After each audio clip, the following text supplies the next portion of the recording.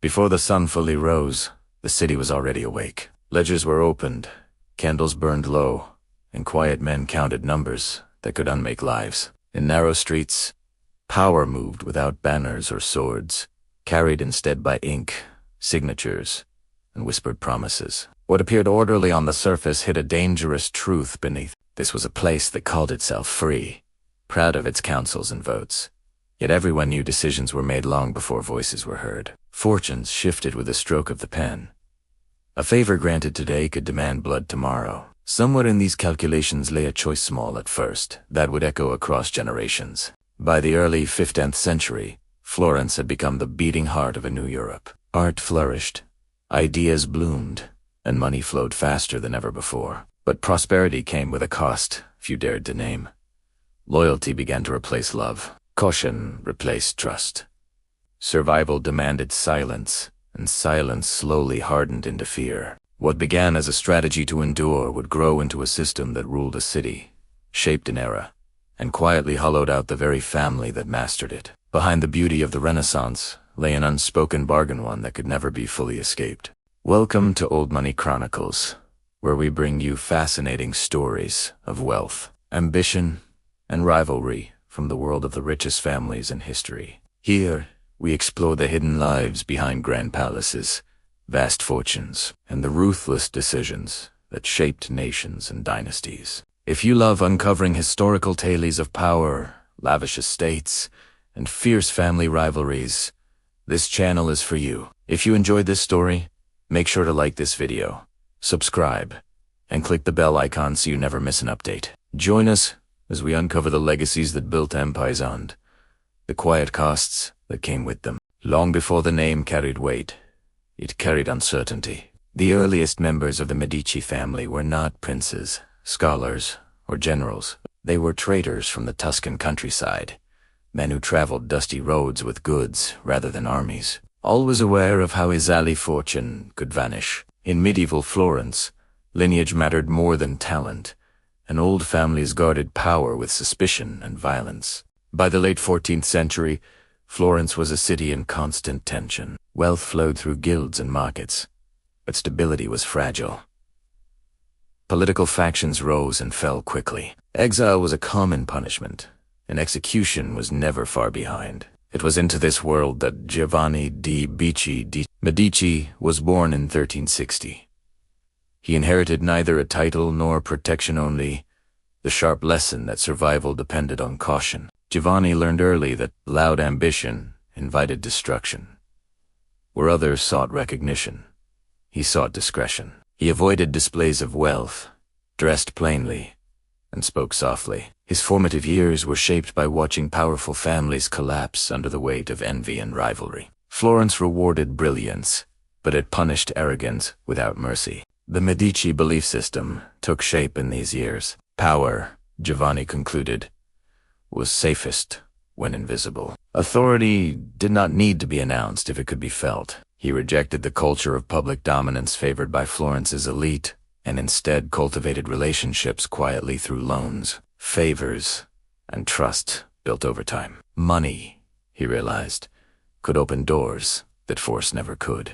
Yet this restraint came with an emotional cost. The Medici learned to suppress pride, fear, and even joy in public. Personal desires were set aside in service of family security. Survival became a discipline, passed from one generation to the next. What began as humility slowly hardened into habit, and habit into identity. These early years planted the seeds of greatness, but also of distance. The Medici did not rise dreaming of rule. They rose, determined never to fall. And in that determination lay the beginning of a legacy that would one day struggle to remember how to live without control. By the closing years of the 14th century, opportunity finally began to favor the cautious. Florence's economy was expanding rapidly, driven by trade, textiles, and an ever-growing need for credit. Wars between city-states, lavish courts, and the business of the church all depended on reliable banking. Giovanni de Medici recognized what others underestimated. Money, when managed with discipline, could become the most stable form of power in an unstable world.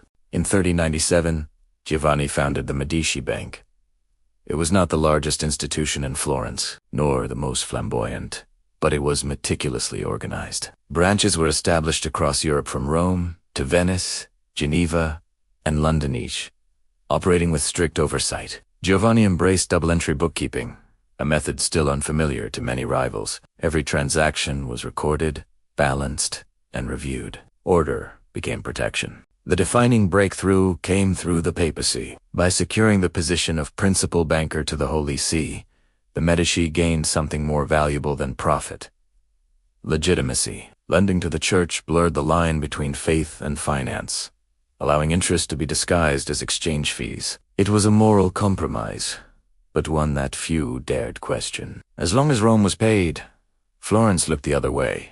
Giovanni made another critical decision, one that shaped the family's future more than any ledger. He refused high political office. While rivals fought publicly for seats on councils and magistracies, Giovanni remained in the background, influencing outcomes through debt and obligation. A grateful official was often more reliable than an elected one. Power exercised quietly was harder to challenge. Recognition followed, but not admiration. The Medici were respected, envied, and increasingly watched. Their success invited dependence from clients and suspicion from rivals, yet Giovanni maintained his restraint, warning his sons that fortune drew enemies as surely as it drew opportunity. "Never appear above your station," he advised, knowing that Florence tolerated wealth only when it remained humble. With each careful decision, the Medici secured their place in the city's economic heart, but unseen costs were already forming. By tying their fate to institutions larger than themselves, the church, the state, the market, the family's survival became inseparable from systems they could not fully control. Success brought safety, but it also narrowed their freedom. What had begun as a shield was slowly becoming a cage. When Giovanni di Medici died in 1429, he left behind more than a thriving bank. He left a philosophy of power measured, restrained, and carefully concealed. His son, Cosimo de' Medici, inherited this legacy, along with a city already uneasy about the family's influence. Florence did not fear kings, but it feared imbalance, and by the early 15th century, the balance was beginning to tilt. Cosimo understood Florence in a way few ever did. He grasped that open dominance would provoke resistance, but invisibility could achieve obedience. He did not dismantle the Republic. E absorbed Italiano. Elections continued, councils met, and laws were debated. Yet outcomes increasingly favored Medici interests. Loans were extended at critical moments. Tax burdens shifted subtly. Allies rose. Opponents found themselves isolated. This quiet expansion was briefly interrupted in 1433, when rival factions forced Cosimo into exile. For a moment, the Medici strategy appeared to have failed, but exile revealed the depth of Cosimo's power. Florence's economy faltered almost immediately. Credit tightened, businesses collapsed, and panic spread. Within a year, the city invited him back, not as a ruler, but as a necessity. Cosimo returned not with triumph, but with confirmation. Florence could function without him, but not prosper. From that moment onward, Medici authority hardened into permanence. Cosimo avoided titles, yet no major decision occurred without his consent. His wealth funded wars, stabilized governments, and rebuilt institutions. More importantly, it purchased loyalty. Artists, architects, scholars, and clerics flourished under Medici. Libraries were filled, churches adorned, and ideas encouraged. Florence became the cultural heart of Europe, and the Medici, its quiet engine. Entry into elite society followed naturally. Royal courts and princes across Europe sought Medici loans and counsel. The family was welcomed into circles once close to merchants, yet acceptance came with an unspoken condition. They were valued for their utility, not embraced as equals. Old nobility tolerated them, but never fully trusted them. As influence grew, so did dependence, both within Florence and within the family itself. Power ceased to be a means of protection and became a responsibility that could not be relinquished. Every generation was expected to maintain control, to outmaneuver rivals, to preserve stability at all costs. The Medici no longer chose power. Power chose them. In building a system that relied on obligation rather than force, Cosimo ensured the family's dominance for decades. But beneath the success lay a growing fragility. Authority required constant attention. Trust had to be managed. Fear calibrated. Generosity strategically timed. There was no room for weakness, and little space for personal freedom. The Medici had mastered Florence, but, in doing so, they had bound themselves to a city that would one day demand more than they could give. Rivalry in Florence rarely announced itself with open threats. It arrived quietly, disguised as politeness, legal debate, or moral concern. Long before blood was spilled, resentment had already settled into the city's ruling class. The Medici had not overthrown anyone. They had simply endured, and that endurance felt like theft to those who believed power was their birthright. The first true conflict emerged not from a single confrontation, but from recognition. Established families, particularly those who had long dominated Florence's councils, began to notice how often decisions favored Medici interests. Tax reforms spared certain allies. Political appointments tilted in familiar directions. Nothing illegal could be proven, yet nothing felt accidental. The Republic still stood, but its pulse no longer answered two old names. At the heart of this unease was an ideological divide. The Medici presented themselves as servants of stability, protectors of commerce and civic peace. Their rivals saw something far more dangerous: a private family reshaping public life without consent. To them, this was not clever governance, it was corruption hidden behind courtesy. The first meetings between these opposing forces were tense, though outwardly civil. Banquets were shared, hands clasped, smiles exchanged. Yet beneath the formal greetings lay an unspoken question. How much power was too much for men without titles? The Medici, for their part, sensed the shift immediately. Cosimo understood that Florence's tolerance had limits, and that invisibility was becoming harder to maintain. Emotionally, the conflict cut deep. For the old elite, the Medici represented humiliation, a reminder that wealth and influence could now be earned rather than inherited. For the Medici, resistance felt like ingratitude. Had they not stabilized the city? Had they not enriched it? Each side believed itself to be Florence's true guardian. This initial clash did not erupt into violence, but it left scars all the same. Trust eroded. Conversations grew cautious. Alliances hardened. What had once been quiet competition began to feel personal. The Medici had crossed an invisible threshold. They were no longer merely successful bankers. They were a threat, and once a family is seen that way, survival demands choices that cannot easily be undone. By the middle of the 15th century, the struggle for Florence had moved beyond suspicion and into open maneuvering. Rival families no longer asked whether the Medici wielded power. They asked how to remove it without tearing the city apart. Every public decision now carried a second meaning. Every reform was examined for hidden intent. Politics became theater, and trust became rare. The Medici position hardened as pressure mounted. Cosimo's death, in 1464, passed authority to his son, Piero de' Medici, whose ill health limited his ability to command respect. Rivals sensed weakness. Alliances formed quietly, not to overthrow the Republic, but to restore balance. In truth, they aimed to break Medici dominance before it became permanent. Banking disputes, tax disagreements, and accusations of favoritism filled council chambers. Public disputes followed. Decisions once made discreetly were now challenged openly. Pamphlets circulated. Rumors spread that Florence was no longer free, that its Republican soul had been sold to finance. The Medici responded with calm on the surface, but internally, the strain deepened. Each concession risked emboldening opponents. Each act of firmness confirmed accusations of tyranny. When Lorenzo de' Medici inherited leadership in 1469, still in his early 20s, the tension sharpened further. Lorenzo was brilliant, charming, and culturally gifted, but he had been raised inside the machinery of power. Responsibility had arrived before choice. To rivals, he was proof that the Medici intended to rule indefinitely. To supporters, he was the only figure capable of holding Florence together. Resentment grew not only among elites, but within the family itself. Lorenzo felt the weight of expectation acutely. His education in poetry, philosophy, and art clashed with the brutal demands of survival.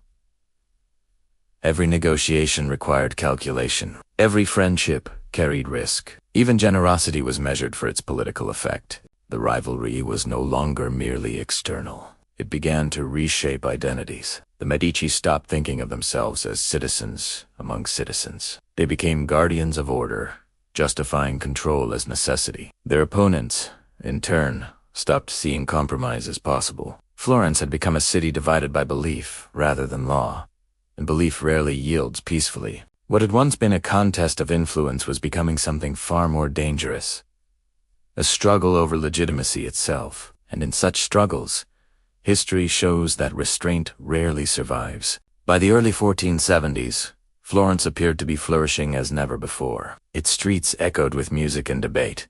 Its workshops produced masterpieces, and its scholars spoke of human potential with revolutionary confidence. At the center of this brilliance stood Lorenzo de' Medici, later known as the Magnificent. To the public, he was the embodiment of Renaissance. Ideals gracious, educated, generous, and endlessly cultured. Yet, beneath the admiration lay unease. Social acceptance was the one victory the Medici could never fully secure. They were indispensable, celebrated even, but never entirely embraced. Old families attended Medici-sponsored festivals and accepted patronage while privately resenting the source. Lorenzo was praised as Florence's leading citizen, yet deliberately denied formal authority. This contradiction defined his life. He ruled without ruling, carried responsibility without recognition, and bore blame without title. Public perception and private reality drifted further apart. Lorenzo used art and culture to soften Medici power, funding painters, sculptors, poets, and philosophers whose works would define the age. These acts were since Lorenzo genuinely loved beauty and learning, but they were also strategic. Culture became both shield and language, a way to bind Florence emotionally to the family that bankrolled its greatness. Privately, the pressure was relentless. Lorenzo's days were consumed by correspondence, negotiations, and crisis management. His nights were haunted by the knowledge that admiration could turn swiftly into hatred. The more Florence depended on him, the more it denied him legitimacy. He belonged everywhere and nowhere at once. Rivals watched carefully. The Pazzi family, wealthy bankers with noble ties, saw an opening. Unlike the Medici, they carried old blood as well as money. To them, Lorenzo represented everything unstable about Florence's new order. If power was inevitable, it should at least wear the proper face. The rivalry sharpened into something personality contests, not just for control, but for the right to define Florence's future. Internally, the cost was severe. Lorenzo's identity fractured under the strain. He was patron poet, diplomat, and target all at once. The city adored his image but denied his security. In seeking acceptance, he tightened his grip, convincing himself that control was the only path to peace. The battle for status had reached its most dangerous phase. Admiration had become dependency. Dependency bred resentment. And resentment, when paired with opportunity, rarely remains quiet for long. By 1477, the rivalry that had simmered for decades reached a dangerous clarity. The question was no longer whether the Medici should be challenged, but how decisive. Florence had grown accustomed to Lorenzo de' Medici's presence, yet acceptance had never become legitimacy. For his enemies, this ambiguity was an opportunity. The Pazzi family moved carefully. They were bankers like the Medici, but unlike them, they possessed noble lineage and papal favor. Their resentment was sharpened by exclusion. Medici influence had blocked their access to key offices and lucrative contracts. Even Rome had begun to drift away. When Pope Sixtus IV transferred papal banking privileges from the Medici to the Pazzi, it was more than a financial insult. It was a signal. What followed was not a sudden plot, but a slow convergence of grievances. Members of the Pazzi family found willing allies among disaffected Florentine elites and powerful churchmen. Francisco Salviati, Archbishop of Pisa, harbored his own bitterness after Lorenzo blocked his appointment. Together, they convinced themselves they were acting not out of ambition, but necessity. Florence, they claimed, needed liberation. The plan that emerged was brutally precise. Lorenzo and his younger brother, Giuliano, would be eliminated simultaneously. No trial, no ex-only removal. Without the brothers, the Medici system would collapse. Fear would give way to relief. Order would be restored. The chosen setting revealed both calculation and desperation. The attack would take place during High Mass at Florence Cathedral. Wenti city's elite would be gathered and the brothers exposed. Sacred space would provide cover, shock, and finality. It was an irreversible choice, one that crossed moral and spiritual lines alike. As the date approached, secrecy tightened. Each conspirator understood that failure meant death. Yet conviction drowned out doubt.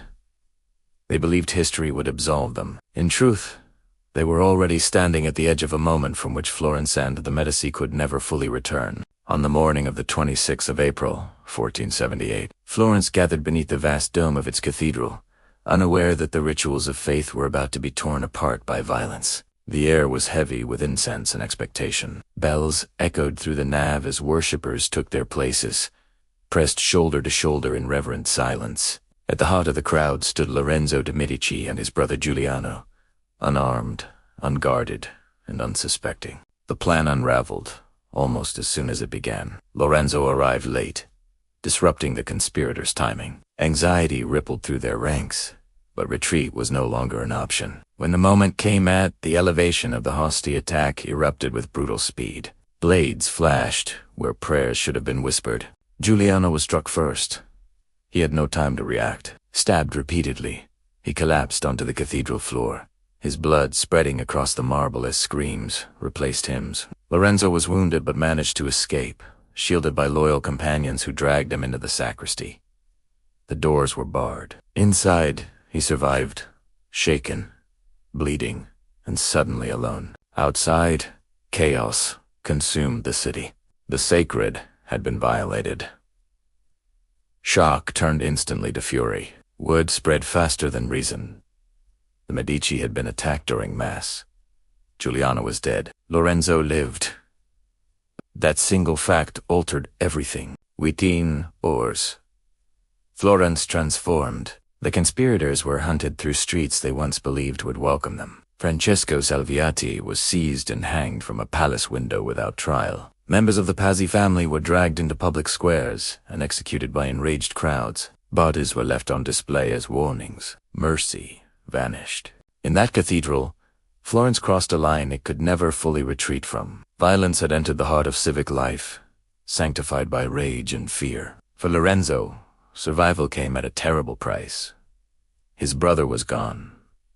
His restraint was gone, and with them disappeared the last illusion that power could remain invisible. The hours that followed the attack were not governed by law, but by instinct. Florence, long accustomed to controlled influence and quiet manipulation, erupted into raw vengeance. The city did not wait for trials or deliberation. Guilt was assumed, and punishment was immediate. The Pazzi name, once spoken with respect, became a sentence. Bodies appeared across the city hanging from windows, dragged through streets, left exposed in public squares. Some were guilty, others were merely connected by blood or association. The distinction no longer mattered. The violence was not only retribution, it was a declaration. Florence was choosing sides, and neutrality was no longer possible. For Lorenzo, the Medici grief was swiftly eclipsed by necessity. Giuliano's death marked the end of any remaining restraint. The attack had proven what he had long feared but resisted admitting. Survival required visibility, force, and fear. The Medici could no longer rule as first among equals. They would rule as protectors or as tyrants, depending on who told the story. The immediate political fallout was severe. Pope Sixtus IV, angered by the execution of church officials involved in the conspiracy, excommunicated Lorenzo and placed Florence under interdict. War followed. Trade collapsed. Allies hesitated. Florence stood isolated, and its fate now rested almost entirely on one man. Lorenzo responded with a gamble that would define his legacy. In 1479, he traveled alone to Naples, placing himself at the mercy of King Ferrante. It was an act of extraordinary courage or desperation. He negotiated peace not through armies, but through intellect and presence. When he returned, Florence hailed him not merely as a leader, but as its savior. Yet the victory carried a hidden cost. Power, once claimed reluctantly, was now embraced openly. Opposition was silenced. Surveillance increased. Fear became a tool of governance. The Medici state hardened, efficient, and unforgiving. The Pazzi Conspiracy was more than a failed assassination. It was the point of no return. After it, innocence was impossible. Balance was lost. Florence gained stability, but at the price of its republican soul, and the Medici secured dominance but forfeited the possibility of ever being merely a family again. In the years after the conspiracy, Lorenzo de' Medici ruled a quieter Florence, but it was the quiet of exhaustion, not peace. The city still sparkled with art and intellect, yet beneath the surface ran a constant vigilance. Lorenzo had survived the unthinkable, and survival had reshaped him. Where once he balanced power with charm, he now carried authority like a burden that could never be set down. Privately, he reflected often on what had been lost. Giuliano's absence lingered in every celebration and negotiation. Decisions that once would have been debated were now resolved alone. Trust narrowed to a handful of loyal advisors. Even friendship became suspect. Lorenzo understood that mercy could be mistaken for weakness, and weakness invited destruction. The lesson had been carved into him with steel. His final battles were not fought on open fields, but in council rooms and private chambers. He worked relentlessly to maintain peace between rival Italian states, knowing Florence could not withstand another major war. Diplomacy became his armor. Compromise, once a virtue, became a tactic, measured carefully against risk. Yet, this vigilance came at a personal cost. Lorenzo's health declined steadily. Gout confined him, pain shadowed his days, and the weight of responsibility never eased. He had preserved Florence, but at the expense of his own freedom. The artist in him, the poet, the patron, the dreamer was slowly consumed by the necessity of rule. By the time of his death in 1492, Lorenzo had secured the Medici position beyond serious challenge, but in doing so, he left his successors a fragile inheritance. Power without affection, authority without flexibility. His reign resolved the immediate conflict, but it also ensured that the Medici future would be defined less by brilliance than by defense. The battles were no longer loud. They were internal, constant, and unforgiving. Long after the voices of its rulers faded, the Medici presence remained etched into stone, paint, and memory. Florence itself became their monument. Churches rose where money once flowed quietly. Libraries filled with texts rescued from obscurity. Art transformed private wealth into public wonder, ensuring that the family's name would be spoken with all long after their power was questioned. The Medici understood something few dynasties ever grasped. Memory could be shaped by funding artists such as Michelangelo, Botticelli, and Leonardo's contemporaries. They ensured that beauty would outlast resentment. Their patronage did not merely decorate Florence, it defined the Renaissance. Human potential, reason, and creativity became civic virtues, and the Medici stood as their benefactors. Yet monuments tell selective truths. Behind every chapel and sculpture lay contracts, debts, and favors. The same system that nurtured genius also demanded loyalty. Artists depended on Medici protection as much as inspiration. Scholars thrived, but within boundaries shaped by power. The public remembered generosity. The private knew obligation. Symbols of Medici endurance extended beyond Florence. 2 family members ascended to the papacy, reshaping Rome itself. Medici coats of arms adorned palaces and churches across Italy and France. Titles followed: dukes, queens, patrons of empires. What began as banking influence hardened into dynastic rule. Still, the contrast between public memory and private truth widened. To the world, the Medici were architects of culture and civilization. Within the family, history was less kind. Children were raised to serve legacy rather than desire. Marriages were alliances. Creativity was encouraged, but only if it strengthened control. These enduring moments secured immortality, but at a cost. The Medici became symbols rather than people. Their humanity dissolved into marble and myth. What they built inspired Europe, yet it also froze the family in a role they could never escape. Memory, like power, proved to be both a gift and a prison. After Lorenzo's death in 1492, the Medici discovered an uncomfortable truth. Power built around one irreplaceable figure rarely survives him intact. The system he had maintained through intellect, presence, and instinct proved difficult to inherit. His son, Piero de' Medici, lacked both the temperament and the authority to command Florence's loyalty. Within 2 years, the family was driven into exile. What followed was not a single collapse, but a long erosion. The Medici would return to Florence more than once, sometimes as saviors, sometimes as rulers imposed by foreign force, but the character of their power had changed. Banking declined. Political control hardened into ducal authority. What had once been influence rooted in relationships became rule enforced by title and army. Florence itself transformed. The republican spirit the Medici once claimed to protect was gradually replaced by monarchy in all but name. The family survived by adapting, producing popes, marrying into European royalty, and reshaping themselves as sovereigns rather than citizens. Yet each adaptation carried them further from their origins. By the 17th century, the Medici ruled Tuscany as Grand Dukes, powerful but diminished. The cultural fire that once defined them cooled into ceremony. Their wealth no longer drove Europe's economy. Their patronage became tradition rather than vision. They were respected, but no longer feared or needed. The dynasty ended quietly in 1737, when the last Medici ruler died without an heir. No uprising marked their fall. No great reckoning followed. Power simply passed on, indifferent to legacy. The family that once shaped Europe faded into history's background, remembered more for what it created than for how it ended. The Medici survived for centuries by mastering control, but in doing so, they lost the flexibility that had once made them extraordinary. Their decline was not violent. It was inevitable.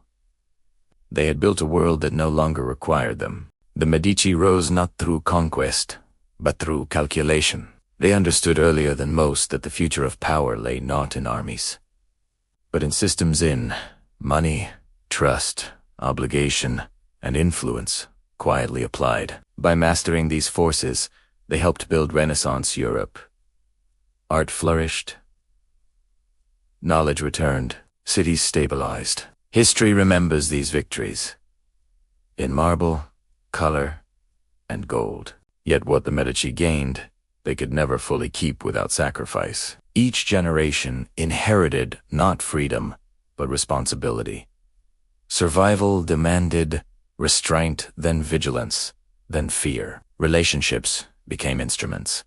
Love gave way to loyalty. Creativity survived, but only when it served control. What began as a strategy to endure slowly erased the possibility of living openly. In the end, the Medici won permanence, but lost intimacy. They shaped an age, yet could not escape it. Their greatest triumph, stability, culture, legacy came at the cost of trust, innocence, and choice. Power demanded everything, and on se paid it could never be refunded. What endured was extraordinary, a rebirth of art and thought that still defined civilization. What vanished was quieter, harder to name, a family's ability to exist without fear of collapse. The Medici story reminds us that history's grandest achievements often rest on invisible wounds. Power can build worlds, but it rarely allows those who wield it to belong fully to the one they create.